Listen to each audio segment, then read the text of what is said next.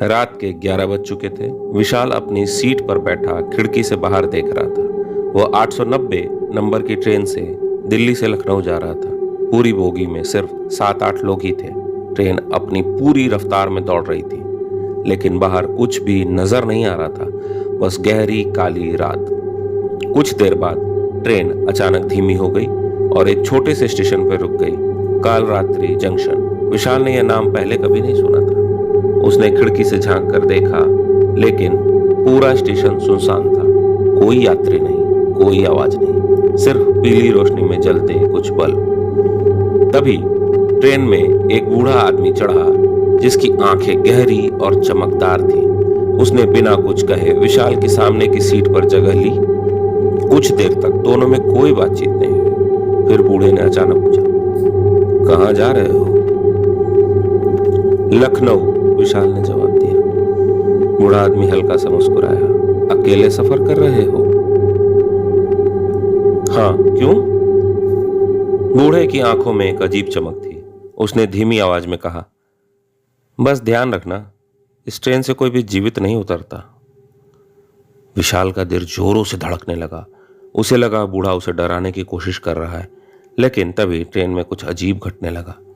एक बोगी छोड़कर आगे के डब्बे में कुछ हलचल थी। किसी के भागने चीखने की आवाज आई।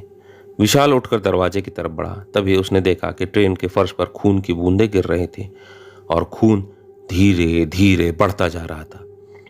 तभी उसने देखा अगले डब्बे से एक आदमी भागता हुआ आया। उसके चेहरे पे खून था।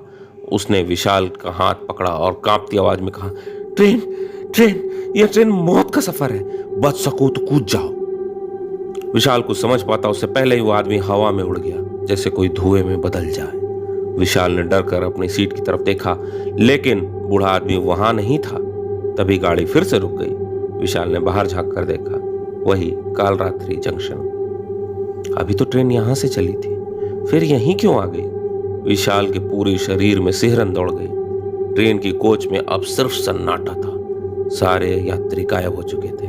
अचानक स्पीकर से आवाज आई, यात्रीगण कृपया ध्यान दें, ट्रेन संख्या 890 अब अंतिम पड़ाव पर पहुंच चुकी है। इस ट्रेन से कोई यात्री वापस नहीं जाता। विशाल ने तेजी से दरवाजे की ओर दौड़ लगाई, लेकिन दरवाजा जाम हो चुका था। तभी उसके कानों में किसी की फुसफुसाहट आई, अब तुम भी हमारी तरह इस ट्रेन का हिस्सा बन चुके हो। ट्रेन ने एक झटके में गति पकड़ी और काले अंधकार में गुम हो गई। हम जल्द ही इसका अगला पार्ट लेके आएंगे। आपको अभी तक की कहानी कैसी लगी, कमेंट करके जरूर बताएं।